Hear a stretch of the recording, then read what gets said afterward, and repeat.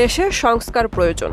দল মত নির্বিশেষে সবাই এ সুরের সাথে একমত। তবে সে সংস্কার কিভাবে কারা বাস্তবায়ন করবে তা নিয়ে রয়েছে বহু মতবিরোধ।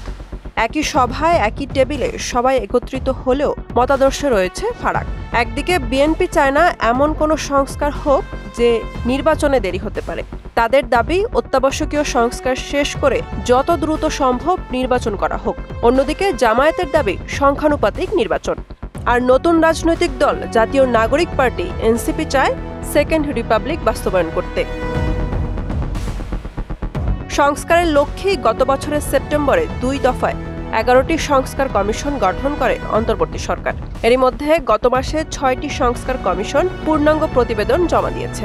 এসব সংস্কার কমিশনের 166টি সুপারিশের বিষয়ে মতামত চেয়ে এ মাসে 38টি রাজনৈতিক দল ও জোটের কাছে স্প্রেডশিট পাঠিয়েছে জাতীয় ঐক্যমত্য কমিশন। সুপারিশগুলোর সাথে একমত, একমত নই এবং আংশিক একমত, এই 3 ভাবে মতামত জানানোর সুযোগ রাখা হয়েছে। এখন পর্যন্ত 15টি দল তাদের মতামত জমা দিলেও জমা দেয়নি বিএনপি, জামায়াত এবং এনসিপির মতো রাজনৈতিক দলগুলো। তবে বিএনপি জানিয়েছে নিজেদের 31 দফার আলোকেই মতামত জানাবে তারা। বিএনপির সাফ কথা, নির্বাচনে দেরি হবে এমন কোনো সংস্কারে তাদের মত নেই। এছাড়াও নির্বাচনের অংশগ্রহণের ন্যূনতম বয়স কমিয়ে 21 বছর, প্রধানমন্ত্রীর মেয়াদ সর্বোচ্চ 2 বার, এসব প্রস্তাবেও একমত নয় বিএনপি। তবে প্রধানমন্ত্রীর মেয়াদ প্রসঙ্গে বিএনপির সাথে ভিন্ন মত জামায়াতের। তারা চায় প্রধানমন্ত্রীর মেয়াদ সর্বোচ্চ 2 বারই হোক, আর প্রস্তাবিত দ্বিকক্ষের বদলে প্রচলিত সংসদই চায় দলটি।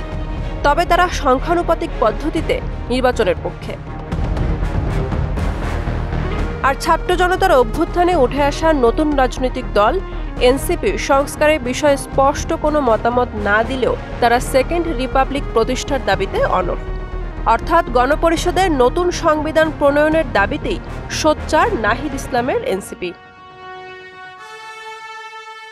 আগামী কয়েকদিনের মধ্যেই সবকটি দল তাদের মতামত জাতীয় ঐক্যমত্য কমিশনে জমা দিবেন।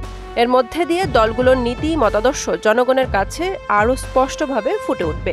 আর রাজনৈতিক দলগুলো যেসব সুপারিশে একমত পোষণ করবে তার উপর ভিত্তি করেই হবে জুলাই সনদ এবং সংস্কারের পরবর্তী কার্যক্রম। বুশরাত জাহান, মোহনা ডিজিটাল।